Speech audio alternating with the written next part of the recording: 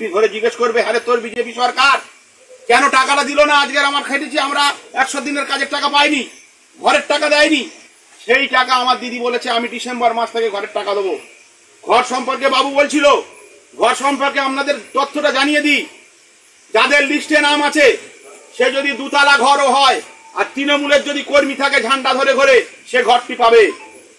আর যার ঘর ভাঙা ঘর, তৃণমূল করে না বিজেপি করে বা অন্য দল করে, সে ঘর দেবো না। এই কথা দিয়ে গেলাম আপনাদের আজকে, পরিষ্কার বলে দিচ্ছি। কাল 4 দোকানে বলবে বাবু গাজী এরম বলে গেছে। এবং লক্ষ্মীর ভান্ডারটাও বলে যাই, বাড়ি বাড়ি আমাদের যে নেতৃত্বরা যাচ্ছে, বুথকর্মীরা যাচ্ছে আপনাদের কাছে পৌঁছে দিতে, একটা পার্স দিচ্ছে দেখবেন লক্ষ্মীর ভান্ডারের পার্স, টাকা রাখার জন্য। আগামী দিনে যাদের কাছে এই পার্স থাকবে না তারা কিন্তু লক্ষ্মীর ভান্ডার পাবে না, একদম বলে যাচ্ছি আজকে।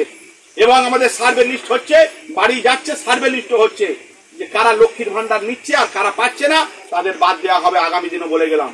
ভয় করবেন কেন? পঞ্চায়েত আমাদের, বাবু বলছিল পঞ্চায়েত আমার, পঞ্চায়েত সমিতি আমার, জেলা পরিষদ আমার, এমএলএ আমার, এমপি আমার, বিজেপি কোত্থেকে দেবে? আমি যদি পঞ্চায়েতে থাকি 5 বছর, কথা দিয়ে যাচ্ছি আপনাদের 5 বছরের টুসি একটা কাজ পাবেন, আজকে কথা দিয়ে গেলাম আপনাদের। এই বাড়িটা কার বাড়ি? পলাশ দাস। আচ্ছা, এই বাড়িতে তো এইরকম ভগ্ন দশা, কি কেন এই পরিস্থিতিটা এরকম কেন? মানে পলাশ দাস হচ্ছে এখানে জল পড়ছে, বাড়িতে জল উঠে যাচ্ছে, ওই জন্য থাকতে পারছে না বলে ওই জন্য শ্বশুর বাড়ি যাচ্ছে। আচ্ছা, মানে এই পঞ্চায়েতে অনেক আবেদন করা হয়েছে, বললো আসবে, ঘর কবে আসে। আচ্ছা, কিন্তু ঘর কি পেয়েছে? না, ঘর এখনো পায়নি। আর তাহলে এখন এরা নেই কেন? মানে এরা বাড়িতে সন্তান নিয়ে বা নেই কেন? পলাশ দাস এই জল উঠে গিয়েছে, জায়গা কোথায় থাকবে? জল উঠে যাচ্ছে, পায়খানা করতে পারছে না, পায়খানা ঘরটা ওই জলে বুড়ে যাচ্ছে, ওই জন্য নেই কেউ। ঘরের মধ্যে কি জল ঢোকে? ঘরের মধ্যে জল ঢোকে। মাথার মানে ঘরটা অবস্থা কিরকম?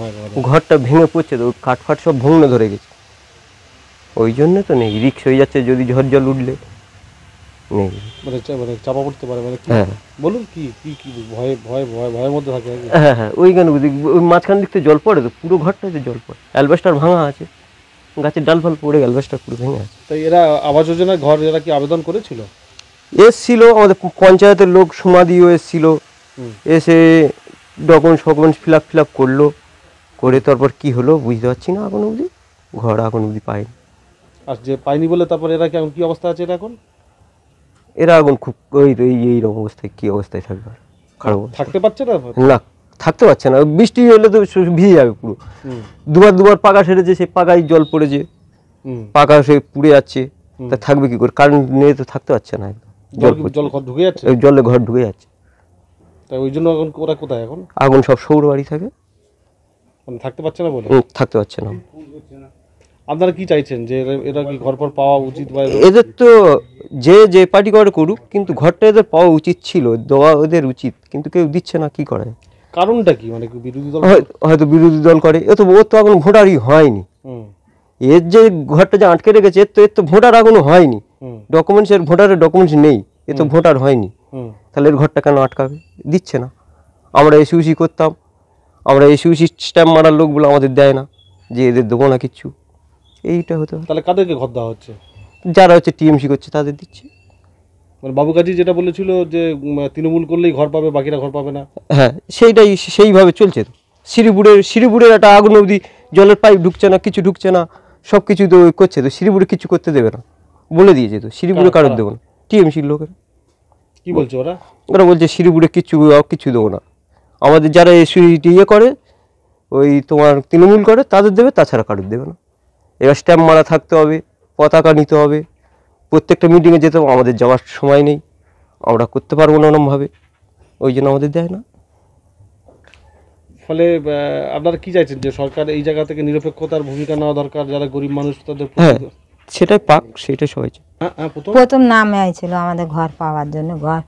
ঘর তো ভিজে একদম, বাচ্চাদের নিয়ে চলতে পারতি না, সে ঘর সে কোথায় চলে গেল।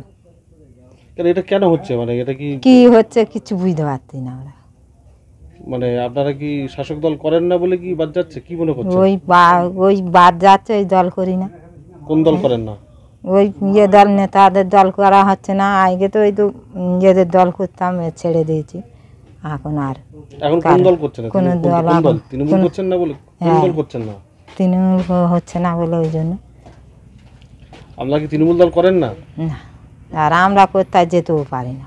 আচ্ছা, আমি যে পার্টি থেকে বলবে যে তাই যাবো তাই যাবো, আমি যেতে পারতি না। আমরা গরিব লোক, না খাললে আমার খাওয়া হবে না, কোথায় যাবো আমরা যেতে পারতি না। ওই জন্য দেয় না, হয়তো ওই জন্য কি দিচ্ছেন আপনারা? ওই জন্য ঘর দিচ্ছে না।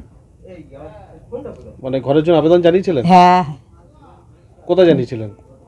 ওই তো অঞ্চলে, তারপর সব তো ফটো ফটো তুলে নিয়ে এলো, ঘর আসবে বলে সবে করলো, সে কিচ্ছু আসে না। আপনার বয়স কত?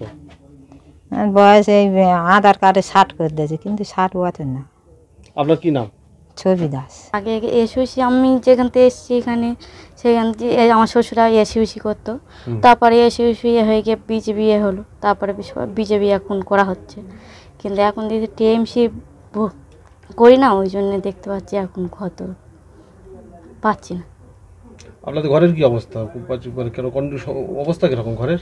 অবস্থা এই তো দেখতে পাচ্ছি ভাঙা ঘরটা, এই নিচে প্লাস্টিক বিছিয়ে ভিজে মাটির বিছিয়ে রেখেছি, এখন এতে এই চলছে। মানে ঘর কেন পাচ্ছেন না, কি মনে করছেন? কি মনে করছে আমি কি বলবো, আমি এইতে কিছু জানি না। এবার অঞ্চলতে এরা এলো, সার্ভে টার্ভে করে গেল, নাম টাম সব কাগজপত্র নিয়ে গেল, বললো তোমাদের ঘর এসছে বলে ফর্ম ফিল আপ করে নিয়ে যাচ্ছি, তোমাদের ঘর এসছে বলে। তারপর শুনলাম বলে নাকি আমাদের প্রথম খাতায় বললো তোমাদের ফার্স্টে তোমাদের নাম এসছে, তারপরে শুনতে বলে কি ঘরে দেখছি যে আর সবাই ঘরদোর তাদের সব দিয়েছে, তারা ঘরদোর করছে, আমাদের দেখি না নাম। তার মাঝখানে শুনলাম বলে হয়তো, তারপরে এমনি আমাদের নেতা ফেতা এখানে বলে হয়তো এই লোডে দেয় না, হয়তো পরের লোডে তোমাদের ঘরদোর দেবে। এই কি মনে করছেন, কেন পাচ্ছেন না কেন? মানে কি তৃণমূল করেন না, কি মনে করছেন? আমার তো সেই রকমই মনে হচ্ছে, দেখতে পাচ্ছি। কি দেখতে পাচ্ছেন? এটা হয়তো পার্টি থেকে এইটা হচ্ছে, হয়তো আমরা সেই পার্টি করি না, হয়তো তার জন্য। কোন পার্টি করেন না আপনারা? টিএমসি পার্টি করি না, হয়তো ওই জন্য ঘরদোর হয়তো পাচ্ছি না, ওই জন্য ঘরদোর পাচ্ছি না, টিএমসি পার্টি করছি না হয়তো। আর যদি করতে হলে তাহলে ঘরদোর পেতাম। আপনার নাম? সীমা দাস। আপনার একটা ভিডিও ভাইরাল হয়ে গিয়েছিল, যেখানে বলছেন যে দলের কর্মী যারা ঝান্ডা নিয়ে ঘোরে তাদেরকেই দুতলা বাড়ি থাকলে তারা আবাস যোজনা বাড়ি পাবে, বিরোধীরা কেউ পাবে না। না না না, এটা সম্পূর্ণ মিথ্যে কথা। ঘরোয়া বৈঠকে কর্মীদের চাঙ্গা করতে এটা একটা কথা বলেছিলাম, কিন্তু আমাদের মানবিক সরকার, আমাদের মুখ্যমন্ত্রী আমাদের সমস্ত মানুষের পরিষেবা দেয় এবং সমস্ত মানুষ এই পরিষেবাগুলো পায়, ঘরের পরিষেবা সমস্ত মানুষ। তাদেরকে আবাস যোজনা ঘর দেওয়া হয়নি, বাড়িঘর ভেঙে পড়ছে, তৃণমূলের সম্পূর্ণ মিথ্যে কথা। গাজী আবুল হোসেন ওরফে বাবু গাজী, উনি প্রকাশ্যে এক জনসভায় বা একটা কোনো মিটিং হলে বলেছিলেন যে যারা তৃণমূল করে তাদেরকে ঘর দেওয়া হবে, তাদের দুতলা বাড়ি হোক বা একতলা বাড়ি হোক, দল দেখে তাদেরকে ঘর দেওয়া হবে। নির্দিষ্ট কোনো বিরোধী দলকে কোনো রকমভাবে ঘর দোর বা রাস্তাঘাট কোনো রকমভাবে সুযোগ সুবিধা দেওয়া হবে না। এবং সেই ঘর আজকের সেই তারা যেমন বলেছে, ঠিক সরকার ঠিক ওদেরকে মানে হাতিয়ার করে ঠিক তেমনভাবেই সেই গরিব লোকেদের বঞ্চিত করে, যারা দুতলা পাকা বাড়ি আছে, যাদের ঘর আরও ভালো আছে, তাদেরকে কোনো মতে ঘর দেয়নি। সেই তৃণমূল পরিচালিত পঞ্চায়েত আমাদের শ্রীপুর গ্রাম পঞ্চায়েত, আমি আগের উপপ্রধান ছিলাম, ওই লিস্ট করে দিয়েছিলাম যাতে অসহায় গ্রামের গরিব লোকেরা ঘর পায়, কিন্তু তাদেরকে বঞ্চিত করে বাবুগাজীরা তৃণমূলের যারা করে তাদেরকে ঘর দিয়েছে, এবং ছাদফেলা বাড়ি আছে তাদেরকে ঘর দিয়েছে। অথচ অসহায় অনেক লোক আছে, তারা এই বর্ষার সময় সেই ঘরে বসবাস না করতে পেরে তারা সেই ঘর ছেড়ে, আমার এলাকায় আছে, আমার বুথেই আছে, সেই ঘর ছেড়ে তারা পালিয়ে গেছে, অন্যত্র গিয়ে তারা শ্বশুরবাড়িতে গিয়ে বসবাস করছে। অথচ এবং এই যে দিদি যে 10 লাখ টাকার যে প্রকল্প করেছে, সেই প্রকল্প তৃণমূল পরিচালিত করে, যেখানে রাস্তা হওয়ার নয় সেখানে টাকাগুলো মানে তৃণমূল নেতাদের দিয়ে সেই সব রাস্তাঘাটগুলো করিয়ে আমাদেরকে বিরোধীকে একদম বঞ্চিত করে রেখেছে। দ্বিতীয়ত এই আমাদের পঞ্চায়েত যে গ্রাম পঞ্চায়েত অফিসটা আছে, সেটা কন্টিনিউয়াস তৃণমূল মানে একদম পার্টি অফিস হিসেবে ব্যবহার করে। মানে ওটা যে পঞ্চায়েত আমরা বলতে পারি না, শুধু বলবে পার্টির মিটিং হচ্ছে। প্রতি সপ্তাহে দিন রাত ওই পঞ্চায়েতের টাকা, সরকারি টাকা অপচয় করে সেইভাবে ওরা পার্টি অফিস বানিয়ে ফেলেছে পুরো অঞ্চলটাকে। প্রতিনিয়ত এমএলএ সাহেব বা ওই বাবুগাজী প্রধান, এরা সবাই মিলে একদম পুরো পার্টি অফিসের হিসেবে ব্যবহার করছে ওই পঞ্চায়েতটাকে। এমনি যাদেরকে বাদ দেওয়া হচ্ছে তারা কোন রাজনৈতিক দলের সঙ্গে যুক্ত? তারা ওই এসইউসি আছে, সিপিএম আছে, বিজেপি আছে, সব বিরোধী দল থেকেই তাদেরকে বাদ দিয়ে দিচ্ছে। আচ্ছা, তার মানে কি বাবুগাজীর নির্দেশটাকেই কি অক্ষরে পালন করা হচ্ছে? হ্যাঁ, বাবুগাজী যেমনটি বলেছিলেন ঠিক সেমনভাবেই কাজ হচ্ছে, এখন দেখা যাচ্ছে আর কি। কীরকম কাজ হচ্ছে? ওই তো যারা পাওনা, যারা ঘর পাবে তারা পায়নি, যারা দাবিদার আছে কুঁড়ে ঘর, তাদের নাম পুরো কেটে বাদও দিয়েছে, এমনও প্রমাণ আছে আমার কাছে, তার নাম বাদ দিয়ে সেখানে অন্য কারোর ঘর করে দিচ্ছে। তারা কারা যারা পাচ্ছে? তারা তৃণমূল নেতারাই পাচ্ছে, যারা তৃণমূল করে। আপনার কি নাম? আমার নাম সনাতন সাপুই, শ্রীপুর গ্রাম পঞ্চায়েতের সদস্য, এখন আগে উপপ্রধান ছিলাম। কোন দলের? ভারতীয় জনতা পার্টি, বিজেপি। এই যে শ্রীপুর গ্রাম পঞ্চায়েত এলাকায় এখানে আবাস যোজনা নিয়ে ভুরি ভুরি অভিযোগ যে যারা প্রকৃত লোকজন পাচ্ছে না, আপনারা তো বিরোধী দল করেন এখানে, আপনি পঞ্চায়েতের প্রধানও ছিলেন, কি বলবেন? বক্তব্য দেখুন, আমি ইদানিং তো কোনো রাজনীতি নিয়ে মাতামাতি করি না, তাই বক্তব্য দেখি যা চোখের সামনে দেখি বা যারা এসে অভিযোগ করে আমার কাছে, আমার দলের তো আছেই, বিজেপি আর সব অন্যান্য দলের আছে, তাদের কথা হচ্ছে কি যে আমরা অত্যন্ত অসহায় হওয়া সত্ত্বেও আমরা বঞ্চিত হচ্ছি, কারণ তৃণমূল ছাড়া কারোর কাজ হচ্ছে না। সর্বোপরি আমি জানি যে বিজেপি যে জায়গাগুলো নির্বাচিত সেই জায়গাতে কোনো উন্নয়নমূলক কাজ ওরা 2.5 বছর করেনি, এবং ওদের কথা আমরা করব না, করব না। ফলে সারা পশ্চিমবাংলায় যে নিয়ম ওরা কায়েম রেখেছে তৃণমূল, সেই শ্রীপুর অঞ্চল তার ব্যতিক্রম না, সে একই নিয়ম এখানে কার্যকরী হচ্ছে। এখানে কি বেঁচে বেঁচেই তাহলে কি ঘর পাইয়ে দেওয়া বা লক্ষ্মীর ভাণ্ডার টাকা দেওয়া? না, লক্ষ্মীর ভাণ্ডারে বোধহয় ওই জিনিসটা নেই। লক্ষ্মীর ভাণ্ডার সবাই পাচ্ছে, যেটা সত্য, চরম সত্য। ওরা তো করতে, ওদের হাতে নেই তো, লক্ষ্মীর ভাণ্ডার ওদের হাতে নেই যে করবে, সেটা ওরা করতে পারে না। কিন্তু বিজেপির এই ঘরের ক্ষেত্রে সেটা হচ্ছে।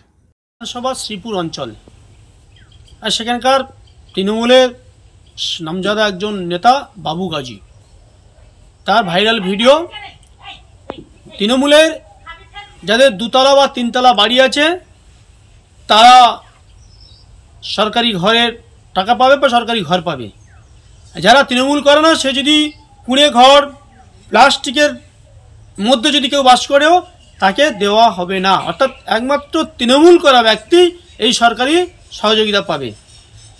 তাই এরা তো তৃণমূল মানে সরকারি সম্পত্তিকে তৃণমূলের বাপের সম্পত্তি ভেবে নিয়েছে, যেটা মমতা ব্যানার্জি ভাবে। এই মানসিকতাকে আমরা ধিক্কার জানাই। এটা সারা পশ্চিমবঙ্গে চলছে, আর তার ব্যতিক্রম এই জয়নগরে শ্রীপুর অঞ্চলের এই বাবুগাজী তার বাইরে নয়। আমরা শুনেছি খবর নিয়ে যতটুকু, এই বাবুগাজী নাকি আছে তৃণমূলের এই শ্রীপুর অঞ্চলের সভাপতি বা এরকম কোনো কিছু বিষয়ে গুরুত্বপূর্ণ দায়িত্বে আছে। তার চিন্তাভাবনা, তার মত বহিঃপ্রকাশের এই লেভেলের।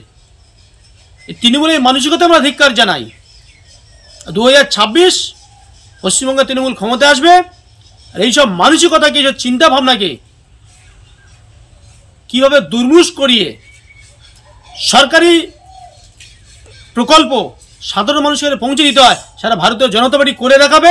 আর সেই ভাবনার উপরে ভারতীয় জনতা পার্টির এই সাধারণ মানুষের যে পরিষেবা, মানুষের যে সেবা, সেটা দেওয়ার জন্য বদ্ধপরিকর।